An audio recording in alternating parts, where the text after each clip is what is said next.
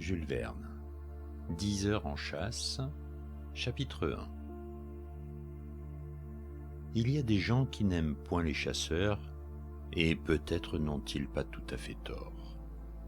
Est-ce parce qu'ils ne répugnent pas à ces gentlemen de tuer le gibier de leurs propres mains avant de le manger? Ne serait-ce pas plutôt parce que les dits chasseurs racontent trop volontiers à tout propos et hors de propos leurs prouesses? J'incline vers cette dernière version. Or, il y a quelque 20 ans, je me suis rendu coupable du premier de ces méfaits. J'ai chassé. Oui, j'ai chassé. Aussi, pour m'en punir, je vais me rendre coupable du second en vous racontant par le menu mes aventures de chasse. Puisse ce récit sincère et véridique dégoûter à jamais mes semblables de s'en aller à travers champs à la suite d'un chien, le carnier sur le dos, la cartouchière à la ceinture, le fusil sous le bras. Mais j'y compte peu, je le confesse. Enfin, à tout risque, je commence. Chapitre 2. Un philosophe fantaisiste a dit quelque part « N'ayez jamais ni maison de campagne, ni voiture, ni chevaux, ni chasse. Il y a toujours des amis qui se chargent d'en avoir pour vous. » C'est par application de cet axiome que je fus invité à faire mes premières armes sur des terrains réservés du département de la Somme, sans en être propriétaire. On était à la fin du mois d'août en 1859, si je ne me trompe. Un arrêté préfectoral venait de fixer au lendemain l'ouverture de la chasse. Dans notre ville d'Amiens, où il n'est si mince boutiquier ni petit artisan qui ne possède un fusil quelconque, avec lequel il va écumer la grande route des faubourgs, depuis 6 semaines, à tout le moins, cette date solennelle était impatiemment attendue. Les sportsmen du métier, ceux qui croient que c'est arrivé, tout comme les tireurs de 3e et de 4e ordre, les adroits qui tuent aussi bien sans viser que les maladroits qui visent sans jamais tuer, enfin les mazettes non moins diligents que les chasseurs dits primo cartello, se préparaient en vue de cette ouverture, s'équiper, s'approvisionner, s'entraîner, ne pensant que pour penser caille, ne parlant que pour parler lièvre, ne rêvant que pour rêver perdreau. Femmes, enfants, famille, amis, tout était oublié. Politique, art, littérature, agriculture, commerce, tout s'effaçait devant les préoccupations de ce grand jour, dans lequel allaient s'illustrer les fanatiques de ce que l'immortel Joseph Prudhomme a cru pouvoir appeler un divertissement barbare. Or, il se trouva que parmi les quelques amis que je comptais à Amiens, il y en avait un, chasseur déterminé, mais charmant garçon, quoique fonctionnaire. Seulement, s'il se disait quelque peu rhumatisant lorsqu'il s'agissait d'aller à son bureau, il se retrouvait singulièrement ingambe quand un congé de 8 jours lui permettait de faire l'ouverture. Cet ami se nommait Bretigno. Quelques jours avant la grande date, Bretigno vint me trouver, moi qui ne pensais à mal. « Vous n'avez jamais chassé ?»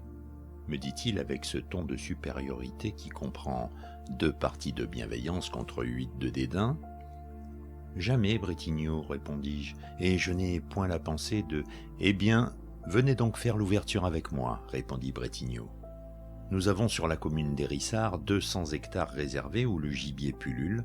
J'ai le droit d'amener un invité, donc je vous invite et je vous emmène. »« C'est que, dis-je hésitant, vous n'avez pas de fusil ?»« Non, Bretigno, et n'en ai jamais eu. »« Qu'à cela ne tienne, je vous en prêterai un fusil à baguette, il est vrai, mais qui vous boule tout de même un lièvre à 80 pas. »« À la condition de l'atteindre, répliquai-je. »« Naturellement, ce sera assez bon pour vous. »« Trop bon, Bretigno. »« Par exemple, vous n'aurez pas de chien ?»« Oh, inutile, du moment qu'il y en a un à mon fusil, cela ferait double emploi. » L'ami Bretigno me regarda d'un air moitié raisin, moitié figue.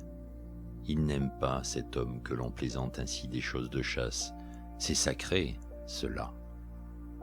Cependant, son sourcil se défronça. « Eh bien, viendrez-vous » demanda-t-il. « Si vous y tenez, » répondis-je sans enthousiasme. « Mais oui, il faut avoir vu cela au moins une fois dans sa vie, Nous partirons samedi soir, je compte sur vous. » Et voilà comment je fus engagé dans cette aventure dont le funeste souvenir me poursuit encore. J'avoue cependant que les préparatifs ne furent point pour m'inquiéter. Je n'en perdis pas une heure de sommeil. Et pourtant, s'il faut tout dire, le démon de curiosité me piquait un peu. Était-ce donc si intéressant, une ouverture ? En tout cas, je me promettais, sinon d'agir, du moins d'observer en curieux les chasseurs autant que la chasse. Si je consentais à m'embarrasser d'une arme, c'était pour ne pas faire trop triste figure au milieu de ces Nemrod, dont l'ami Bretigno m'invitait à admirer les hauts faits. Je dois dire toutefois que si Bretigno me prêtait un fusil, une poire à poudre, un sac à plomb, il n'avait pas été question du carnier. Je dus donc faire emplette de cet ustensile dont la plupart des chasseurs pourraient si bien se passer. J'en cherchais un d'occasion, inutile. Il y avait os sur les carniers, tout était enlevé. Il me fallut en acheter un neuf, mais à la condition expresse qu'on me le reprendrait à 50% de perte s'il n'étraînait pas. Le marchand me regarda, sourit, accepta. Ce sourire ne me parut pas être de bon augure. Après tout, pensai-je, qui sait, ô vanité. Chapitre 3. Au jour dit, la veille de l'ouverture, à 6 heures du soir, j'étais au rendez-vous que m'avait donné Bretigno sur la place Périgord. Là, je montai, moi 8e sans compter les chiens, dans la rotonde de la diligence. Bretigno et ses compagnons de chasse, je n'osais encore me compter parmi eux, étaient superbes sous le harnais traditionnel. Excellents types, curieux à observer, les uns sérieux dans l'attente du lendemain, les autres gais, loquaces, ravageant déjà en parole toutes les réserves de la commune d'Hérissart. Il y avait là une demi-douzaine des plus distingués fusils de la capitale picarde. Je les connaissais à peine. Aussi l'ami Bretigno dut-il me présenter dans les formes. Ce fut d'abord un Maximon, un grand sec, le plus doux des hommes dans les conditions ordinaires de la vie, mais féroce dès qu'il avait un fusil sous le bras. Un de ces chasseurs dont on dit qu'il tuerait un de leurs compagnons plutôt que de revenir bredouille. Lui, Maximon, ne parlait pas. Il s'absorbait dans ses hautes pensées. Près de cet important personnage se trouvait Duvauchel. Quel contraste! Duvauchel, gros, court, entre 55 et 60 ans, sourd à ne pas entendre la détonation de son arme, mais qui n'en réclamait que plus rageusement tous les coups douteux. Aussi lui avait-on fait tirer plus d'une fois un lièvre déjà mort avec un fusil non chargé, une de ces mystifications de chasseurs qui égaient pendant 6 mois la conversation des cercles ou des tables d'hôtes. Je dus subir aussi la vigoureuse poignée de main de Matifat, grand conteur d'exploits synégétiques. Il ne parlait jamais d'autre chose. Et quelles interjections, quelles onomatopées, le cri du perdreau, l'aboiement du chien, la détonation du fusil. Pan, pan, pan 3 pans, pour un fusil à 2 coups. Puis, quel geste! La main qui prend un mouvement de godille pour imiter les zigzags du gibier, les jambes qui se replient, le dos qui s'arrondit pour mieux assurer le coup, le bras gauche qui se tend, pendant que le bras droit revient à la poitrine pour indiquer l'épaulement de l'arme. En tombait-il de ces bêtes de poils et de plumes? Que de lièvres tirés au déboulé, il n'en manquait pas un. Je faillis même être tué dans mon coin par un de ces gestes. Mais ce qu'il fallait entendre, c'était Matifat causant avec son ami Poncloué, les 2 doigts de la main, ce qui ne les empêchait pas de s'accabler de procès pour peu que l'un mit le pied sur les réserves de l'autre. « Ce que j'ai tué de lièvre l'an passé, disait Matifat pendant que la cahoteuse voiture roulait vers Hérissart. Oui, ce que j'ai tué ne saurait se chiffrer. Tiens, c'est comme moi, pensai-je. Et moi, Matifat, répondit Poncloué, te rappelles-tu la dernière fois que nous sommes allés chasser sur Argueuve? Hein, ces perdreaux. Ah, je vois encore le premier qui a eu la chance de passer à travers ma charge de plomb. Et moi le second, dont les plumes ont si bien volé qu'il ne devait plus lui rester que la peau sur les os. Et celui que mon chien n'a jamais pu retrouver dans le sillon où il était tombé, pour sûr. Et celui que j'ai eu l'aplomb de tirer à plus de 100 pas, bien certain de l'avoir touché pourtant. Et cet autre que mes 2 coups, pan, pan, pan, j'ai roulé dans la luzerne, mais dont mon chien n'a malheureusement fait qu'une bouchée. Et cette compagnie qui s'est levée juste au moment où je rechargeais mon fusil. Brrr, brrr. Ah, quelle chasse, mes amis, quelle chasse! En comptant, à part moi, je m'étais bien aperçu que de tous les perdreaux de Pont-Clouet et de Matifat, il n'en était pas entré un seul dans leur carnet. Mais je n'osais rien dire parce que je suis naturellement timide avec les gens qui en savent plus que moi. Et cependant, puisqu'il ne s'agissait que de manquer le gibier, j'en aurais, par Dieu, bien fait autant. Quant aux autres chasseurs, j'ai oublié leur nom. Mais si je ne me trompe, l'un d'eux était connu sous le sobriquet de Baccarat, parce qu'en chasse, il tirait toujours et n'abattait jamais. En vérité, qui sait si je n'allais pas mériter ce surnom. Allons donc, l'ambition me gagnait, j'avais hâte d'être au lendemain. Chapitre 4. Il arriva ce lendemain. Mais quelle nuit dans cette auberge des Rissards! Une seule chambre pour 8. Des grabats où l'on aurait pu se livrer à une chasse plus fructueuse que sur les terrains réservés de la commune.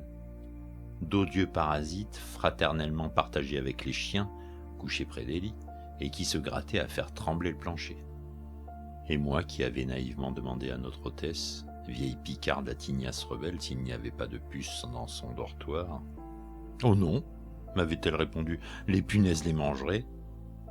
Là-dessus, je m'étais décidé à dormir tout habillé sur une chaise bancale qui geignait à chaque mouvement. Aussi me sentais-je moulu quand se fit le jour. Naturellement, je fus le premier levé. Bretignot, Matifat, Pont-Clouet, Duvauchel et leurs compagnons ronflaient encore. J'avais hâte d'être en plaine, comme ces chasseurs inexpérimentés qui veulent partir dès l'aube, même avant d'avoir mangé. Mais les maîtres de l'art, que je réveillais respectueusement l'un après l'autre, calmèrent en bougonnant mes impatiences de néophyte. Ils savaient, les malins, qu'au jour naissant, le perdreau, dont les ailes sont encore humides de rosée, est très difficile à approcher, et que s'il s'envole, il ne se décide pas volontiers à se remettre dans les couverts. Il fallut donc attendre que toutes les larmes de l'aurore eussent été bues par le soleil. Enfin, après un déjeuner sommaire suivi de l'inévitable coup du matin, on quitta l'auberge, en se grattant aux jointures. Puis on se dirigea vers la plaine où commençaient les terrains réservés. Au moment où nous atteignions cette lisière, Bretignot, me tirant à part, me dit « Tenez bien votre fusil obliquement, le canon dirigé vers la terre et tâchez de ne tuer personne. » « Je ferai de mon mieux, répondis-je sans vouloir m'engager, mais à charge de revanche, n'est-ce pas ?» Bretignot haussa dédaigneusement les épaules, et nous voilà en chasse, chasse libre, chacun à sa fantaisie. C'est un assez vilain pays, cet Hérissard, dont la parfaite nudité ne justifie pas le nom. Mais il paraît que s'il n'est pas aussi giboyeux que Mont-sous-Vaudrey, l'effort était bien fourni, qu'il y avait du lièvre, disait Matifat, et qu'on avait vu s'y flattrer plus de 12 à la douzaine, ajoutait Pont-Clouet. Avec la perspective de si beaucoup à faire, tous ces braves gens étaient de bonne humeur. On allait donc, un temps superbe, quelques flèches de soleil perçaient les brumes matinales, dont les volutes se massaient à l'horizon. Des cris, des pépiments, des gloussements partout. Il y avait de ces oiseaux qui, s'élevant du sillon, montaient droit dans le ciel, comme des hélicoptères dont le ressort est lâché subitement. Plus d'une fois, incapable de me maîtriser, j'avais vivement épaulé mon fusil. « Ne tirez pas, me criait l'ami Bretignot qui m'observait sans en avoir l'air. « Pourquoi? Ne sont-ce point des cailles? »« Non, des alouettes, ne tirez pas. » Il va sans dire que Maximon, Duvauchel, Pont-Clouet, Matifat et les 2 autres m'avaient jeté plus d'un regard de travers. Puis ils s'étaient prudemment écartés avec leurs chiens, qui, le nez bas, quêtaient au petit trot dans les luzernes, les sainfoins, les trèfles et dont les queues retroussées frétillaient comme autant de points d'interrogation auxquels je n'aurais su que répondre. J'eus la pensée que ces messieurs ne se souciaient pas de rester dans la zone dangereuse d'un novice, dont le fusil les inquiétait quelque peu pour leur tibia. « Sacrebleu !» Tenez donc bien votre fusil, me répéta Brétigno au moment où il s'éloignait. Et je ne le tiens pas plus mal qu'un autre, répondis-je, un peu agacé par ce luxe de recommandation. Une seconde fois, Brétigno haussa les épaules et obliqua à gauche. Comme il ne me convenait point de rester en arrière, je pressai le pas. Chapitre 5. J'avais rejoint mes compagnons, mais afin de ne plus les alarmer, je portais mon fusil sur l'épaule, la crosse en l'air. Qu'ils étaient superbes à voir, ces chasseurs de profession, dans leur tenue de chasse, veste blanche, ample pantalon de velours à côtes, larges souliers à clous dont la semelle débordait l'empeigne, jambières de toile recouvrant le bas de laine, préférable au bas de fil ou de coton, qui ne tarde pas à produire des écorchures, ainsi que je m'en aperçus bientôt. J'étais loin d'être aussi beau sous mon harnais d'occasion, mais on ne peut exiger d'un débutant qu'il possède la garde-robe d'un vieux comédien.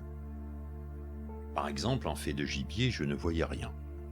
Cependant que sur cette réserve, il y eut en quantité d'écailles, des perdreaux, des râles, de genêts, puis de ces lièvres de janvier, que mes compagnons appelaient des trois quarts et dont ils avaient la bouche pleine, puis des levreaux, puis des haases.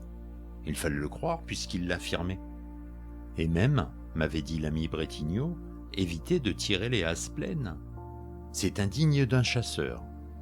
Pleine ou vide, du diable si je m'en serais aperçu, moi qui en suis encore à distinguer un lapin d'un chat de gouttière, même en giblotte. Enfin, Brétigno, qui tenait particulièrement à ce que je lui fisse honneur, avait ajouté « Une dernière recommandation qui peut avoir son importance au cas où vous tireriez un lièvre. »« S'il en passe ?»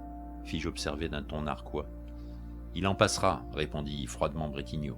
« Eh bien, rappelez-vous que grâce à sa conformation, un lièvre court plus vite en montant qu'en descendant. Il faut tenir compte de cela dans la direction du coup. »« Comme vous avez bien fait de m'avertir, ami Brétigno, répondis-je, cette observation ne sera pas perdue, et je vous promets que j'en ferai mon profit. » Et dans le fond, je pensais que même en descendant, il était probable que le lièvre courait encore trop vite pour que mon plomb meurtrier pût l'arrêter en route. « En chasse !» cria alors Maximon. « Nous ne sommes pas ici pour élever des débutants au petit pot. » Terrible homme. Mais je n'osais rien répondre. Devant nos pas, à perte de vue, sur la droite et sur la gauche s'étendait une large plaine. Les chiens avaient pris de l'avance, leurs maîtres s'étaient dispersés. Je faisais tout l'effort possible pour ne point les perdre de vue. En effet, une idée me tracassait. C'était que mes compagnons, naturellement farceurs, n'eussent l'envie de me jouer quelques tours qu'autorisait mon inexpérience. Je me souvenais involontairement de cette plaisante histoire d'un novice auquel ses amis firent tirer un lapin de carton qui, assis sur son derrière dans un fourré, battait ironiquement du tambour. Moi, je serais mort de honte après une telle mystification. Cependant, on errait un peu à l'aventure au travers des éteules, en suivant les chiens, de manière à atteindre un rideau qui se profilait à 3 ou 4 kilomètres et dont la crête était bordée de petits arbres. Quoi que je fisse, tous ces marcheurs habitués au sol difficile des marécages et des terres labourées allaient encore plus vite que moi, si bien que je ne tardais pas à être distancé. Brétigno lui-même, qui avait d'abord ralenti son pas pour ne point m'abandonner à mon triste sort, s'était remis en vitesse, voulant avoir sa part des premiers coups de fusil. Je ne t'en veux pas, ami Brétigno. Ton instinct plus fort que ton amitié t'entraînerait irrésistiblement. Et bientôt de mes compagnons je ne vis plus que les têtes comme autant d'as de pique qui se détachaient au-dessus des buissons. Quoi qu'il en soit, 2 heures après avoir quitté l'auberge des Rissards, je n'avais pas encore entendu une seule détonation. Non, pas une seule. Que de mauvaise humeur, que de récriminations, que de maugréments, cela promettait si au retour les carniers étaient aussi plats qu'au départ. Eh bien, le croira-t-on, c'est à moi qu'échut la chance de tirer le premier coup. Dans quelles circonstances, j'aurais la honte de le dire. L'avouerai-je ? Mon fusil n'était pas encore chargé. Imprévoyance de novice ? Non. Question d'amour-propre ? Comme je craignais de me montrer très maladroit dans cette opération, j'avais voulu attendre d'être seul pour opérer. Donc, en l'absence de témoins, j'ouvris ma poire à poudre. Je versai dans le canon de gauche une charge qui fut maintenue par une simple bourre de papier. Puis par-dessus, j'introduisis une bonne mesure de plomb. Plus que moins. Qui sait? Un plomb de plus, peut-être ne revient-on pas bredouille? Ensuite, je bourrai à crever ma culasse. Et enfin, ô imprudence, je coiffai de sa capsule la cheminée du canon que je venais de charger. Cela fait, même opération pour le canon de droite. Mais pendant que je bourrais, quelle détonation! Le coup part.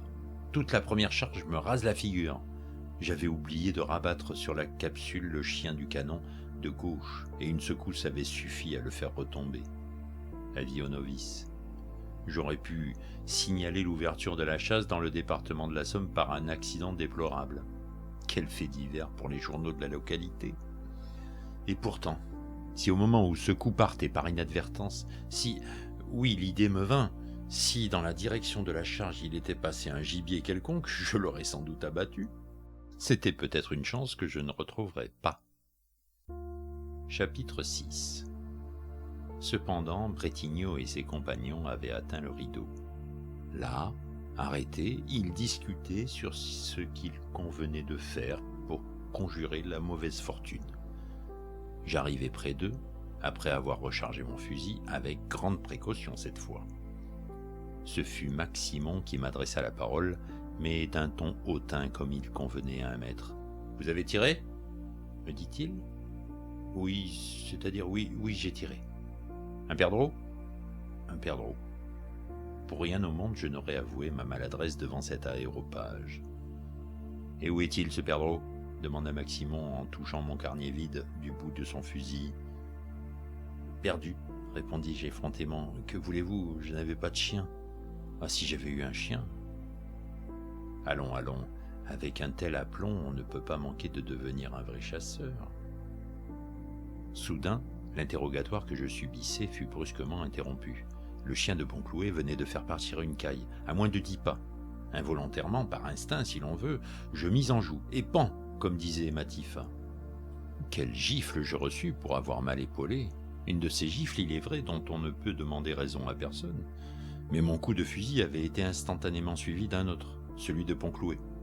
La caille tomba, criblée, et le chien la rapporta à son maître, qui la mit dans son carnier. On ne me fit même pas l'honnêteté de penser que j'avais pu être pour quelque chose dans ce massacre. Mais je ne dis rien, je n'osais rien dire. On sait que je suis naturellement timide avec les gens qui en savent plus que moi. Ma foi, ce premier succès avait mis en appétit tous ces enragés destructeurs de gibier. Pensez donc. Après 3 heures de chasse, une caille pour 7 chasseurs. Non, il n'était pas possible que sur ce riche terrain des Rissards, il n'y en eût pas au moins une autre. Et s'il parvenait à la tuer, cela ferait presque un tiers de caille par combattant.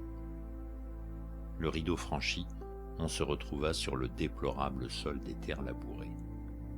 Pour ma part, ces sillons qui obligent à faire des enjambées fatigantes, ces morceaux de glèbe entre lesquels le pied tourne, ne me vont guère, et je préfère de beaucoup l'asphalte des boulevards. Notre bande, avec sa meute, alla 2 heures ainsi, sans rien voir. Les sourcils se fronçaient déjà. Une sorte d'irascibilité farouche se manifestait à propos de tout et de rien, d'une souche contre laquelle on butait, d'un chien qui en coupait un autre. Bref, des indices non équivoques d'une mauvaise humeur générale. Enfin, un vol de perdreaux se dessine à 40 pas, au-dessus d'un champ de betteraves. Je n'oserais affirmer que cela pût s'appeler une compagnie, ou c'était une compagnie réduite au minimum de l'effectif. En effet, elle ne se composait que de 2 perdreaux. Peu importait, je tirai dans le tas, et cette fois encore mon coup de fusil fut immédiatement suivi de 2 autres. Ponclouet et Matifat avaient enfin fait simultanément parler la poudre. Un de ces pauvres volatiles tomba, l'autre s'envola de plus belle et alla se remettre à 1 kilomètre de là, derrière une forte ondulation du terrain. Ah, déplorable perdreau, de quelle dispute tu as été la cause! Quelle discussion entre Matifat et Ponclouet! Chacun se prétendait l'auteur du meurtre. Aussi, quelle aigre répartie, quels sous-entendus blessants, quelles allusions regrettables et les qualificatifs. Accapareur, il n'y en a que pour lui. Au diable les gens qui ne sont pas honteux. C'était la dernière fois que l'on chasserait ensemble, et autres aménités d'un genre plus picard que ma plume se refuse à écrire. La vérité est que les 2 coups de ces messieurs étaient partis en même temps. Il y en avait bien eu un troisième, qui avait précédé les 2 autres, mais cela n'était pas même discutable. Est-ce qu'il était admissible que ce perdreau eût été démonté par moi? Jugez donc un écolier. Aussi, dans la querelle de Poncloué et de Matifat, je ne crus pas devoir intervenir, même avec la généreuse pensée de les mettre d'accord. Et si je ne réclamais pas, c'est que je suis naturellement timide. Vous connaissez le reste de la phrase. Chapitre 7. Enfin, pour la plus grande satisfaction de nos estomacs, midi était arrivé. On s'arrêta au pied d'un talus, à l'ombre d'un vieil orme. Les fusils, les carniers bien vides, hélas, furent mis de côté. Puis l'on déjeuna pour reprendre quelque peu de ses forces si inutilement dépensées depuis le départ. Triste repas, en somme. Autant de récriminations que de bouchées. Horrible pays, une chasse bien gardée, les braconniers à la dévaster. On devrait en pendre un à chaque arbre, avec un écriteau sur la poitrine. La chasse devenait impossible. Dans 2 ans, il n'y aurait plus de gibier.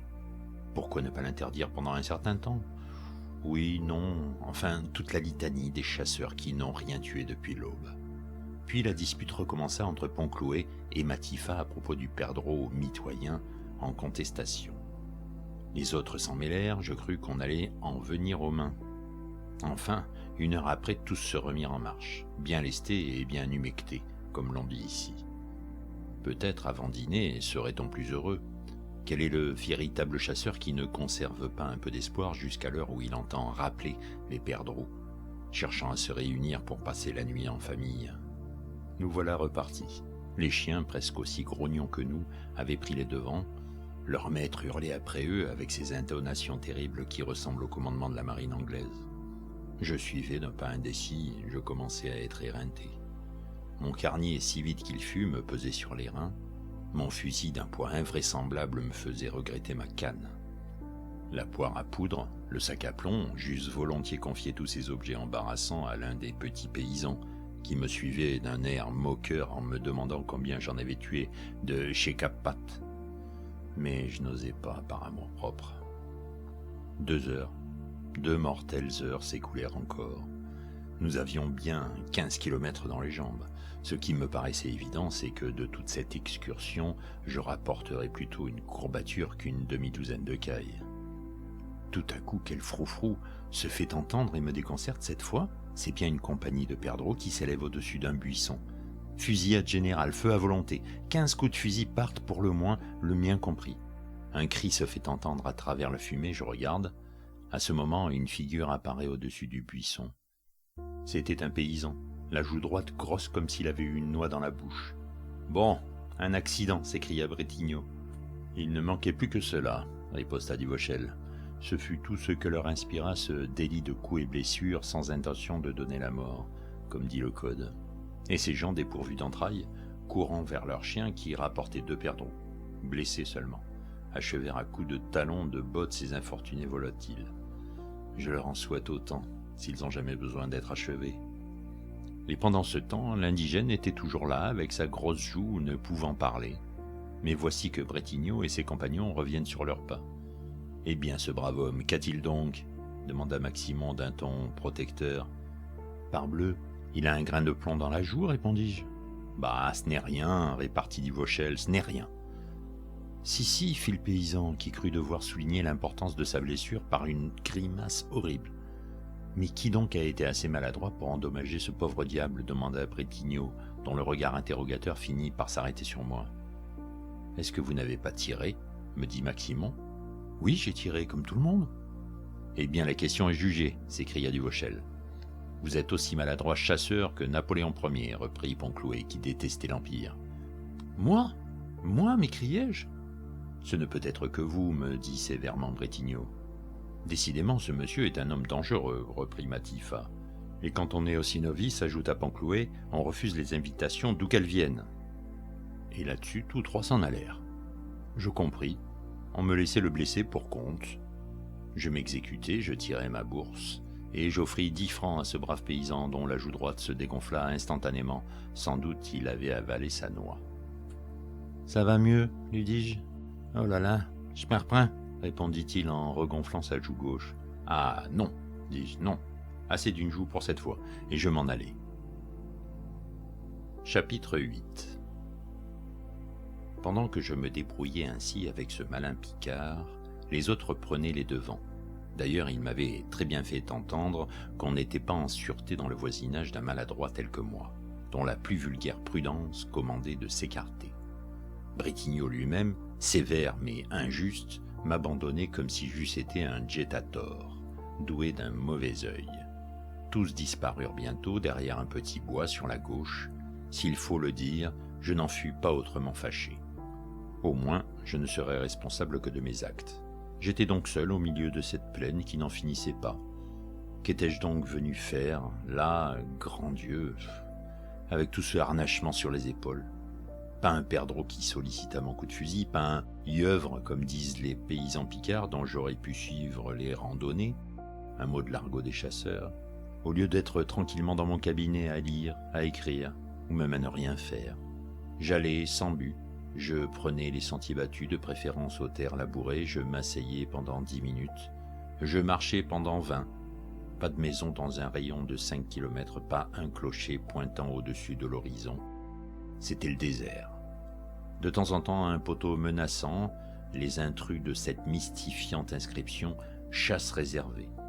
Réservée, pas au gibier à coup sûr, puisqu'il n'y en avait point trace.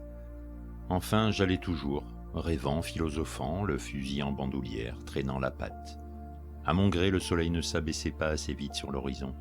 Est-ce qu'un nouveau Josué, suspendant les lois de la cosmographie, l'avait arrêté dans sa course diurne pour le plus grand plaisir de mes enragés compagnons? La nuit ne se ferait donc pas sur cette lamentable journée d'ouverture. Chapitre 9. Mais il y a une limite à tout, même au terrain des chasses réservées. Un bois m'apparut, qui barrait la plaine. Encore 1 kilomètre et je l'aurais atteint. Je continuai donc à marcher sans presser le pas. Le kilomètre fut franchi, j'arrivai à la lisière du bois. Au loin, bien au loin, des détonations éclataient comme le bouquet d'un feu d'artifice au 14 juillet. On massacre-t-il, pensais-je? Bien certainement, ils n'en laisseront pas pour l'année prochaine. Et alors, ce que c'est que de nous? L'idée me vint que je serais peut-être plus heureux sous bois qu'en plaine. À la cime des arbres, il y aurait toujours de ces innocents moineaux que les meilleurs restaurants vous servent coquettement embrochés sous le nom de mauviettes. Me voilà donc suivant les percées qui aboutissent à la grande route. En vérité, le démon de la chasse avait repris possession de votre serviteur. Oui, je ne tenais plus mon fusil sur l'épaule, je l'avais chargé avec soin, je l'avais armé. Mes regards se portaient anxieusement à droite et à gauche. Rien. Les moineaux se défiaient sans doute des restaurants parisiens et se tenaient quoi? 1 ou 2 fois, je mis en joue. Ce n'étaient que des feuilles qui remuaient aux arbres et décidément je ne pouvais pas me permettre de tirer des feuilles. Il était 5 heures alors. Je savais que dans 40 minutes, je serais de retour à l'auberge, où nous devions dîner avant de reprendre la voiture, qui, bêtes et gens, vivants et morts, devaient tous nous ramener à Amiens. Je continuai donc à suivre la principale percée dont la ligne oblique inclinait vers Hérissart, l'œil toujours en éveil. Soudain, je m'arrêtai, le cœur me battit un peu plus vite. Sous un buisson à 50 pas, entre les ronces et les broussailles, il y avait certainement quelque chose. C'était noirâtre avec une bordure argentée et une pointe de rouge vif, comme une prunelle ardente qui me regardait. À coup sûr, un gibier de poil ou de plume, je n'aurais pu lire lequel, s'était remisé en cet endroit. J'hésitais entre un lièvre, un 3/4 à tout le moins, et une poule faisane. Et pourquoi pas? Voilà qui me rehausserait singulièrement dans l'esprit de mes compagnons, si je revenais le carnier gonflé d'un faisan. Je m'approchai donc prudemment, le fusil prêt à être épaulé. Je retenais mon souffle. J'étais ému, oui, ému, comme Duvauchel, Maximon et Brétignon réunis. Enfin, lorsque je fus à bonne portée, 20 pas environ, genoux à terre afin de mieux assurer le coup, l'œil droit bien ouvert, l'œil gauche bien fermé, le point de mire bien placé sur l'encoche, j'ajustai et fis feu. « Touché !» m'écriai-je. « Hors de moi. Et cette fois, on ne me contestera pas mon coup. » En effet, de mes yeux, oui, j'avais vu voler des plumes, ou plutôt des poils. Faute de chien, je courus vers le buisson, je me précipitai sur le gibier immobile qui ne donnait plus signe de vie. Je le ramassai. C'était un chapeau de gendarme, tout brodé d'argent avec une cocarde dont le rouge semblait me regarder comme un œil. Heureusement, il n'était pas sur la tête de son propriétaire à l'instant où je l'avais tiré. Chapitre 10. À ce moment, un long corps couché sur l'herbe se releva. Je reconnus avec terreur le pantalon bleu à bandes noires, la tunique foncée à boutons d'argent, le ceinturon et le baudrier jaune de Pandore que mon malencontreux coup de fusil venait de réveiller. « Que vous tirez maintenant les chapeaux de gendarme ?» me dit-il, avec cet accent qui distingue l'institution. « Gendarme, je vous assure, répondis-je en balbutiant. »« Et même que vous l'avez touché en pleine cocarde ?»« Gendarme, j'ai cru que c'était un lièvre, une illusion. D'ailleurs, j'offre de le payer. »« Vraiment ? Que c'est très cher un chapeau de gendarme, surtout si on le tire sans permis ?» Je devins pâle, tout mon sang me reflua au cœur. C'était là le point délicat. « Que vous avez un permis ?» me demanda Pandore. « Un permis ?»« Oui, un permis. Vous savez bien ce que c'est, un permis ?»« Eh bien, non, je n'avais pas de permis. Pour un seul jour de chasse, j'avais cru pouvoir me dispenser d'en prendre. Mais je crus aussi devoir affirmer ce qu'on affirme toujours en pareille occurrence, c'est que j'avais oublié mon permis. » Un sourire d'incrédulité supérieure et distingué s'ébaucha sur la figure du représentant de la loi. « Que je suis obligé de verbaliser, me dit-il d'un ton radouci, d'un homme qui entrevoit une prime. « Pourquoi ?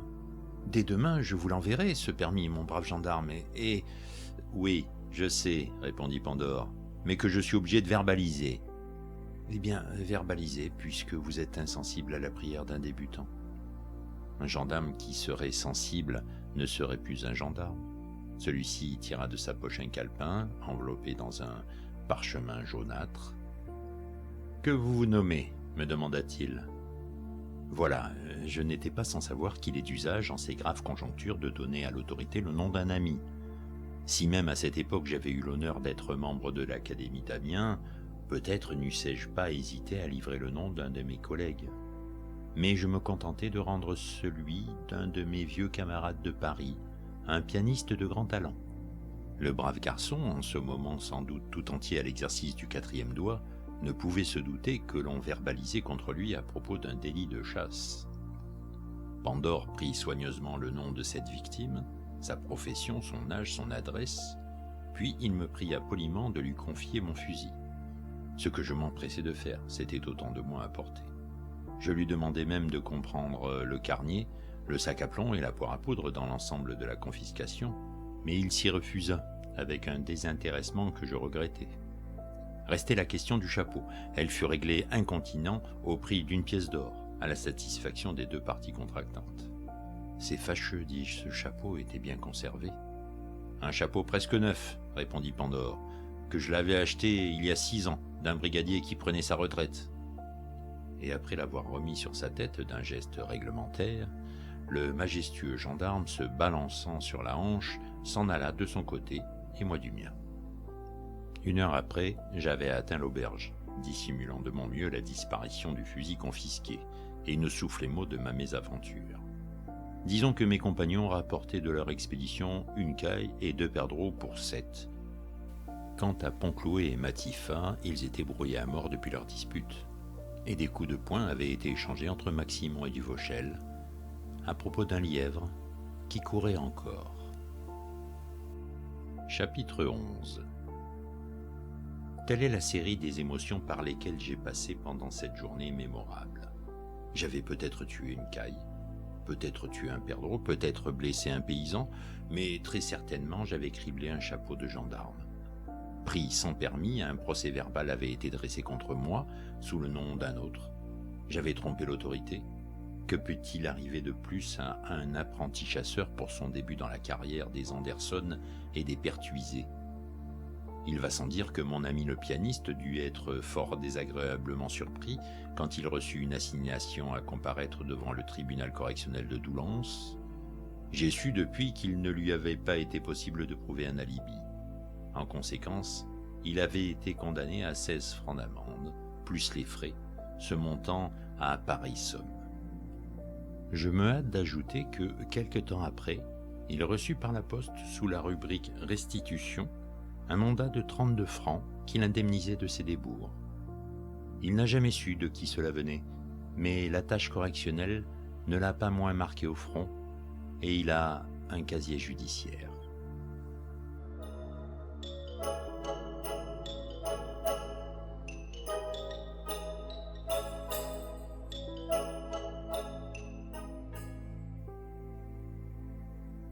Chapitre 12 et dernier. Je n'aime pas les chasseurs, ainsi que je l'ai dit au début, surtout parce qu'ils racontent leurs aventures de chasse. Or, je viens de raconter les miennes. Veuillez me le pardonner. Cela n'arrivera plus. Cette expédition aura été à la fois la première et la dernière de l'auteur, mais il en a conservé un souvenir qui ressemble à de la rancune. Aussi, toutes les fois qu'il rencontre un chasseur, suivant son chien, le fusil sous le bras, jamais il ne manque de lui souhaiter bonne chasse. On dit que ça porte malchance.